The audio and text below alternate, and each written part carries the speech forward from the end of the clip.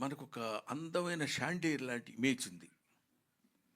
బా బ్రహ్మాండం వాడు కనపడవాడు ఇప్పుడు మీరు చెప్పారే, దాన్ని రోజు ఆ షాండేర్ జాగ్రత్తగా మనం తుడుచుకుంటూ దాన్ని పాలిష్ చేసుకుంటూ అందంగా దాన్ని చూసుకుని చాలా బాగుంది అనుకోవటం వేరు.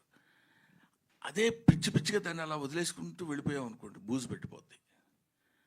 దాంతో ముందు బాగుండేదిరా బ్రహ్మాండం కామెడీ, ఈ మధ్య చేస్తున్నాడు కానీ నవ్వు రావట్లా అనే ఇంతకుముందు పూర్వ చరిత్రలో కొంతమంది కమిడియన్స్ దగ్గర మనం విన్నాం అన్నమాట.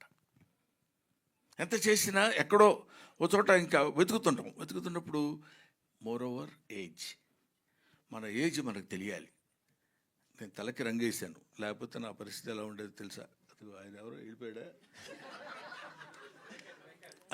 కాబట్టి ఆ ఏజ్ ఒకటి, you have to accept the ఏజ్ని యాక్సెప్ట్ చేయకుండా నేను చాలా యంగ్ అంటే అది కుదరదు. కాబట్టి ఇంతకుముందు చేసినంత యాక్టివ్గా కూడా నేను చేయలేకపోతున్నానన్న విషయం నాకు తెలుసు. నేను చేసే కామెడీ ఇంతకుముందులాగే ఎప్పుడంతసేపు కాడు కొట్టడం ఇవన్నీ చేసిన కామెడీయే చేస్తున్నాను, చేసిన క్యారెక్టర్సే నాకు రాస్తున్నారు. దీనివల్ల నాకు నా ఇమేజ్కి ఫర్ ఎవర్ గుర్తుపెట్టుకోవాలంటే కొన్ని మనం తగ్గించుకోవాలి అనే ఐడియా సెల్ఫ్ క్రిటిసిజంతో నేను తీసుకుంది. అంతేకానండి నాకు సినిమాల్లో నేను వేషాలు వేస్తామంటే వేషాలు లేక కాదు, వేషాలు ఇవ్వక కాదు, మనం చెయ్యలేక కాదు, చేసినదే